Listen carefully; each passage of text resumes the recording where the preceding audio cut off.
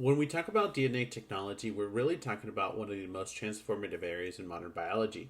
These tools allow us to read, modify, and sometimes even repair the genetic code that shapes every living thing. As we move through this material, I want you to think about how these technologies show up in medicine, agriculture, public health, and even criminal justice. This field has grown quickly and has changed what we can do in ways that would have been imaginable a generation ago. Before diving deeper, it helps us to build a common vocabulary. Biotechnology is the broad field that uses organisms or their components to create useful products. Everything from brewing to vaccine development falls under this umbrella. Recombinant DNA technology focuses on cutting, splicing, and assembling DNA fragments. Genetic engineering goes further by altering the genetic makeup of cells or organisms. These terms help us keep track of what type of work is being done and how each approach contributes to the bigger picture. Understanding how to manipulate DNA begins with understanding how to read it. DNA sequence determines the exact order of nucleotides in a molecule. This classic Sanger method uses chemically modified nucleotides to halt replication, creating fragments that could be analyzed to reveal the sequence. For years, it was the standard tool. When this method became automated, scientists could finally tackle large sequencing projects that start mapping the entire human genome. As sequencing needs grew, scientists developed the next generation sequencing. Instead of reading one DNA fragment at a time, this technology breaks DNA into countless pieces and sequences all of them simultaneously. Powerful computers then align and assemble the fragments. It is similar to taking apart a long sentence and relying on software to rebuild it accurately. This approach dramatically increased speed and scale, allowing researchers to explore genetics at a much deeper level. Third generation sequencing pushed the field even further by reading very long stretches of DNA in real time. These methods do not require breaking the DNA into smaller fragments, so they can capture more information at once.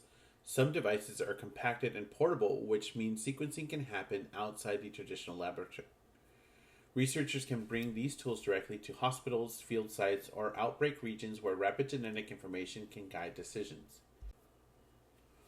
Once these faster and more precise sequencing methods were developed, scientists were finally able to take one of the biggest projects in biology, sequencing the entire human genome. The Human Genome Project brought together researchers around the world and took 13 years to complete. It cost billions of dollars, but the outcome changed how we study health and disease. What is remarkable is how far the technology has come since then. Today, sequencing an entire genome can be done in less than a day for a fraction of the original cost. This shift has more genetic screening, personalized medicine, and large-scale research just more accessible than ever. Now that we have looked at how DNA is read, we can shift into how it is manipulated. Recombinant DNA technology lets scientists cut and paste pieces of DNA with precision. Restriction enzymes work like molecular scissors that recognize specific sequences and make clean cuts. DNA ligase acts like glue, sealing fragments together. Plasmids, which are small circular DNA molecules found in bacteria, become useful carriers. By inserting a gene of interest into a plasmid, we can actually move that gene into bacteria and make large quantities of it. One of the earliest and most important applications of this technology was the production of human insulin. Before this technique existed, people with diabetes relied on insulin purified from animals. Scientists learned to isolate the human insulin gene, cut it, and a bacterial plasmid with the same restriction enzymes and join them using ligase. Once the recombinant plasmids entered bacteria such as E. coli, those cells began to produce human insulin. This approach provided faster and pure insulin and demonstrates how powerful gene manipulation can be.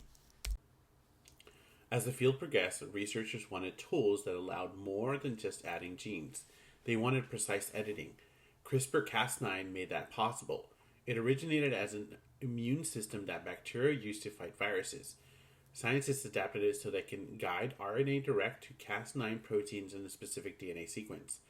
Cas9 makes a clean cut at the location, giving researchers the ability to remove, replace, or even alter genetic information with remarkable accuracy. Once Cas9 creates the cut, the cell tries to repair the damage. When the cell repairs it without guidance, small mistakes will occur. These errors can deactivate a gene entirely, which helps scientists figure out what gene normally does. If researchers provide a correct piece of DNA, the cell can use it to repair it and break in the precise way. This opens the door to fixing mutations that cause diseases and explain why CRISPR has generated so much excitement. While editing tools are simple and powerful, many applications require having large amounts of DNA to work with. PCR, or polymerase chain reaction, allows scientists to make a specific segment of DNA and make millions of copies in a short time. These reaction cycles through heating and cooling steps separated DNA strands and letting primers guide the DNA polymerase to copy the target region. This method is fast, reliable, and uses across almost every area of biology, from disease diagnostics to research labs. PCR became one of the most important tools in modern biology because of how versatile it is. With just a trace of DNA, PCR can amplify a specific segment multiple times. This allows forensic scientists to analyze DNA and something as small as hair root or saliva on a cigarette.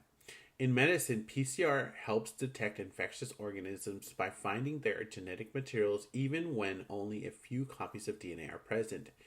It also used before sequencing to increase the amount of DNA we need to work with. We see this in many diagnostic tests, including one of these used throughout the COVID-19 pandemic. DNA profiling uses PCR to examine regions of DNA that differ widely among individuals. These regions are called STRs, short tandem repeats. Each person has a certain number of repeated units at these locations, and that combination becomes a genetic signature. Profiling is used in criminal investigation, paternity tests, and identifying remains after accidents or natural disasters. By focusing on these highly variable regions, scientists can connect to unknown DNA samples to a specific person with a high degree of confidence. Once the STR regions are amplified, they are separated by electrophoresis, which sorts the fragments by size. Shorter fragments travel further, producing a pattern of bands unique to that individual. When an unknown sample generated a band pattern identical to that known sample, it strongly suggests that they came from the same person. The power of this technique depends on analyzing multiple STR regions to reduce the chance of coincidental match. It shows how genetic variation can provide clarity in situations where other evidence might shortfall. Moving from identifying DNA to altering it takes us into the world of transgenic organisms. These organisms carry genes that originate from another species. Bacteria and yeast have been engineered to produce human proteins such as insulin and growth hormone, which are essential for modern medical treatments. This process provides consistent, safe products that were once difficult to obtain. Transgenic organisms demonstrate how genetic engineering can turn living cells into miniature factories that are important for biological molecules. Transgenic bacteria and yeast have been used to develop and produce insulin, human growth factor, erythropoietin, tissue plasminogen activator or TPA, vaccines, and even factor VII, which is used for blood clotting. Plants have also been transformed through genetic engineering. By modifying particular genes, scientists can create crops that resist pests, tolerate drought, or even survive cold temperatures. Some plants are engineered to produce higher levels of essential vitamins. Others can even produce human proteins or act like edible vaccines. These innovations show how genetics can support global nutrition and food security. They also open the door to important discussions about environmental impact, regulation, and equitable use of emerging technologies. Engineering animals is far more complex than modifying bacteria or plants. Introducing new DNA into an animal egg requires precision, and only a few eggs are available at a time. Techniques like microinjection place DNA directly into fertilized egg, while CRISPR can target specific locations on the genome.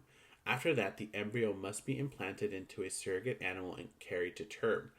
Because every step has a low success rate, producing transgenic animals takes time, resources, and careful planning. Even with those challenges, there have been impressive achievements. Transgenic pigs have been created using a roundworm gene that shifts the balance from fats in their meats, making it healthier for human consumption. Transgenic mice with the human ACE2 gene have allowed researchers to study SARS-CoV-2 safely and effectively. Another breakthrough is the gene farming, where dairy animals are engineered to produce human proteins in their milk. Once these animals mature, they become reliable sources of important therapeutic molecules. The process starts with replacing a plasmid carrying a human gene into an egg cell. After fertilization and implantation, that developing animal is screened to ensure the gene was incorporated. If successful, the human protein is produced in the animal's milk. Scientists then purify that protein for medical use. This method creates larger amounts of valuable molecules without relying solely on cell cultures or chemical synthesis. It's a striking example of how biology can be used to solve practical problems in medicine. Gene therapy shifts the focus from producing proteins outside the body to correcting genetic problems inside the body. The idea is to introduce a working version of a gene into a cell that needs it. The challenge lies in getting the gene into the right place and making sure that it functions correctly once gets there. Another question is whether these therapies could target only somatic cells or even reproductive cells, which would change inheritance patterns. Even with these complexities, the potential to treat or even cure genetic diseases makes gene therapy one of the most exciting areas in modern biology. To deliver the gene into the human cells, we rely on vectors. Viruses are the most common tool because they are naturally good at entering cells. In ex vivo therapies, cells are removed from the body, treated with the viral vector, and then returned once they carry the corrected gene. In vivo therapies deliver the vector directly into the patient, sometimes straight into specific tissues. Researchers are testing liposomes and injections of naked DNA. All of these approaches are still evolving, and each brings unique strengths and limitations. As gene therapy has developed, we have started seeing real-world examples that show its potential. One of the first breakthroughs involved children with severe combined immunodeficiencies, or SCID. These patients lack a key enzyme needed for their immune systems to function. By taking bone marrow stem cells out of the body, introducing a working copy of ADA genes with the viral vector, and returning the corrected cells, researchers were able to restore some immune function. Another important success focuses on a form of inherited blindness caused by the mutation of the RPE65 gene. A viral vector carrying the functional version of the gene is injected directly into the eyes, giving the retina cells the ability to make the proteins that were missing. This treatment, known as Luxturna, became the first FDA-approved gene therapy. These examples remind us that while gene therapy is still growing and improving, it is already changing lives and opening doors for future treatments.